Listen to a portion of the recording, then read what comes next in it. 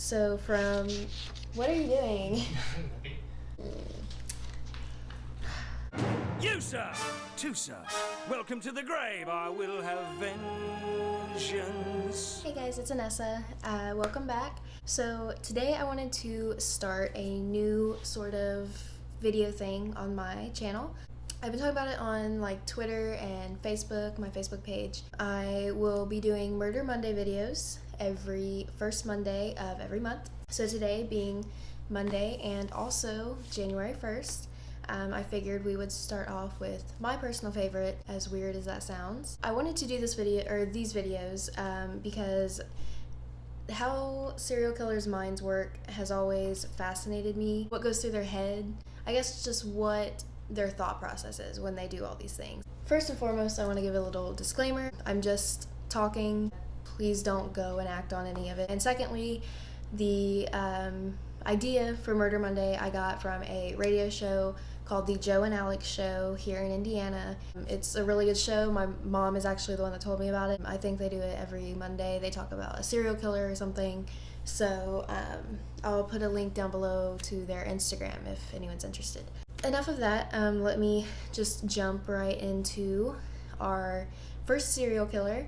I recently finished Mindhunter on Netflix with my mom. On there, I learned about Ed Kemper, which is who we will be talking about. Ed, if you haven't heard of Ed Kemper, he's also known as the co-ed killer. He's from California. He was born December 18th, 1948. He's 68 years old now. He's still alive. And he's in the California Medical Facility. Let's just jump right into the wonderful story of Ed Kemper. Ed, like most serial killers, had a very troubled childhood. His mom was kind of abusive. She was an alcoholic. Dad was remarried with another kid, all that stuff. So he kind of had a bad home life. At the age of 10, he started, hurting, torturing, killing animals, cats especially. There was a neighbor's cat that he had. He'd taken it, he buried it alive, dug it back up a few hours later, decapitated it, and put its head on a stake. That is definitely one thing that a lot of serial killers show early on. Signs of aggressiveness is towards animals, so let me point that out to you there. Ed Kemper also had 2 near-death experiences, both from his sister.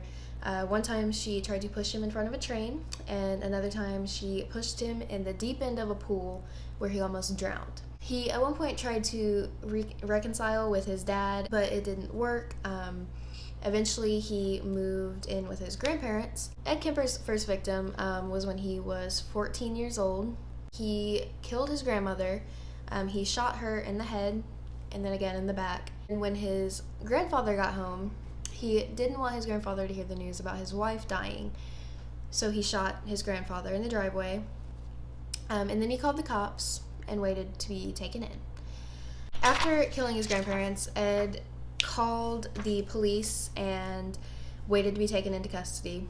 He was 14 at the time and was institutionalized until he was 21 years old. While he was there, they tested his IQ, which was 136, and later when they tested it again, it was raised to 145. He was released on his 21st birthday to his mom. All the doctors there, everyone who had tested him, all those people said he was rehabilitated and there'd be, he was sane, there'd be no problems with him going out and being in society.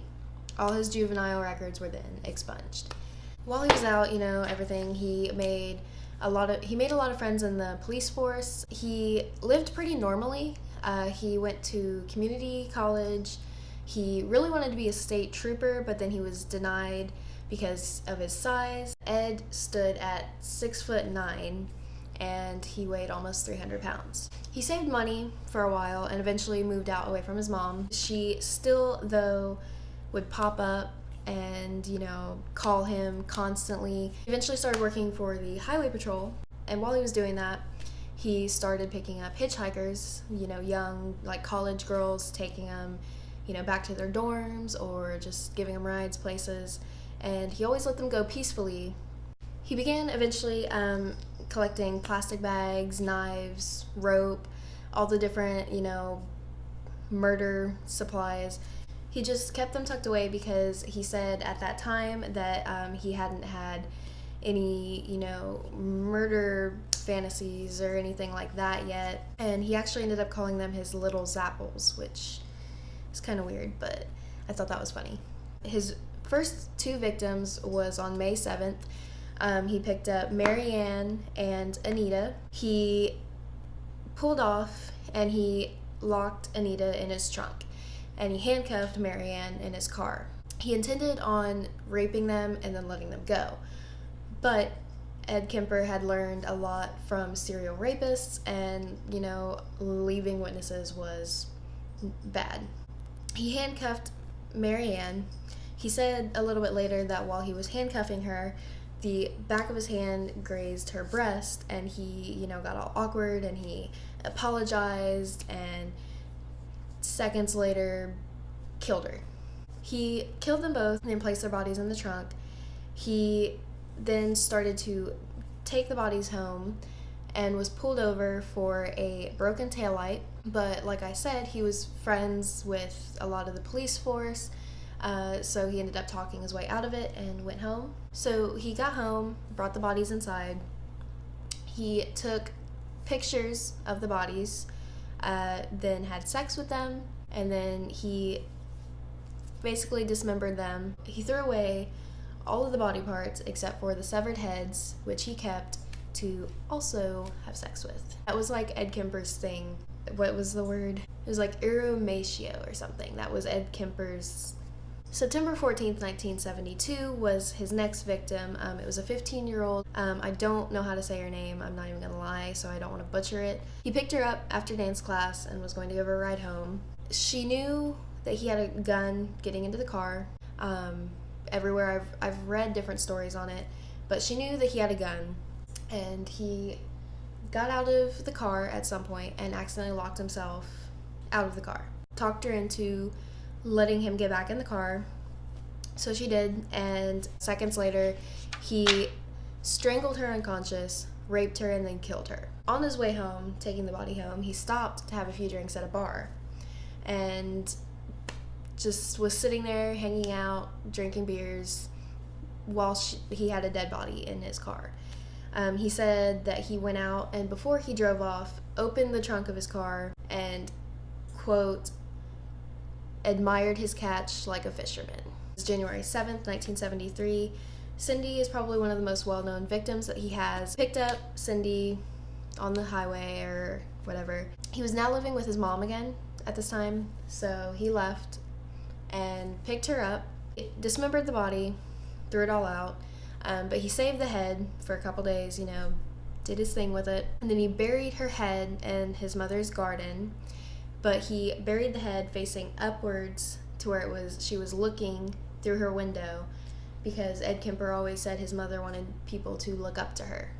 A little bit later on, with all the suspicions of, a serial killer on the highways, college students were warned to only get into cars that had like college stickers on them or university stickers or tags or something. But Ed actually had this on the car he was using because his mother worked for UCSC.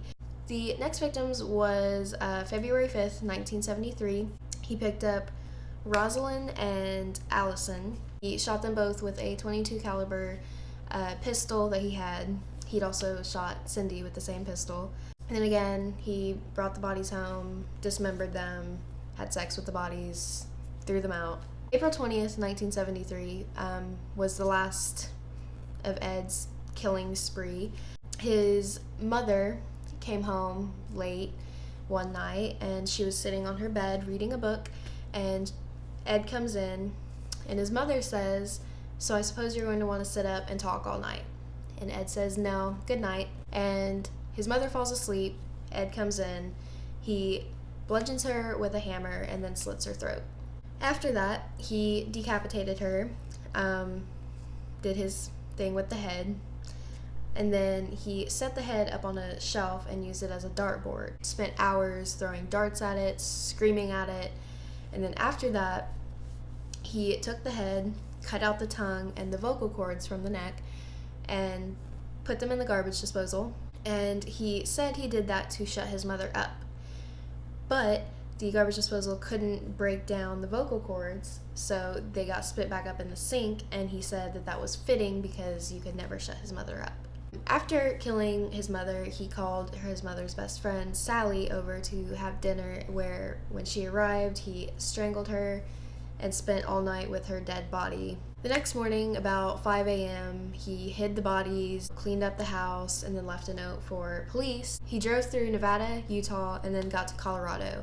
He didn't hear anything on the radios about the police finding the bodies or the note, so he actually stopped and called in to confess, and the police didn't take him seriously. They didn't believe him and told him to call back at a later time. So Ed waits a couple hours and then called one of the cops that he knows directly. He confesses, and they go and they find the bodies. So Ed waits to be taken in. When they asked him later why he turned himself in, he said the original purpose was gone. It wasn't serving any physical or real emotional purpose. It was just a waste of time. Emotionally, I couldn't handle it much longer. Toward the end, I started feeling the folly of the whole damn thing, and at the point of near exhaustion, I just said to hell of it and called it off. After that, Kemper was indicted for 8 counts of murder, and he got 7 years to life in prison. He's imprisoned, I think I already said, in the California Medical Facility. He was incarcerated in the same prison block as Charles Manson and Herbert Mullen. He also did a number of interviews while he was in prison, 2 of which I will link down below. And he was also on a documentary, he made an appearance in a documentary called Murder, No Apparent Reason. He had multiple chances to get parole, but he was always denied. No wonder. He had a hearing for 2012 and 2014, both of which he said that he was not interested in doing. His next eligible parole meeting will be in 2024. Ed has said numerous times that he's okay with dying in prison. He's not planning on going anywhere, which is good. So that is all my knowledge on Ed Kemper that I can think of or wrote down. Let me know how you guys liked this. I hope it was very informative. I definitely will be doing more of these, like I said, first Monday of every month. The next one should be February 5th. So if you like this, give it a thumbs up. It would really mean a lot. And I will see you guys next time. Happy New Year.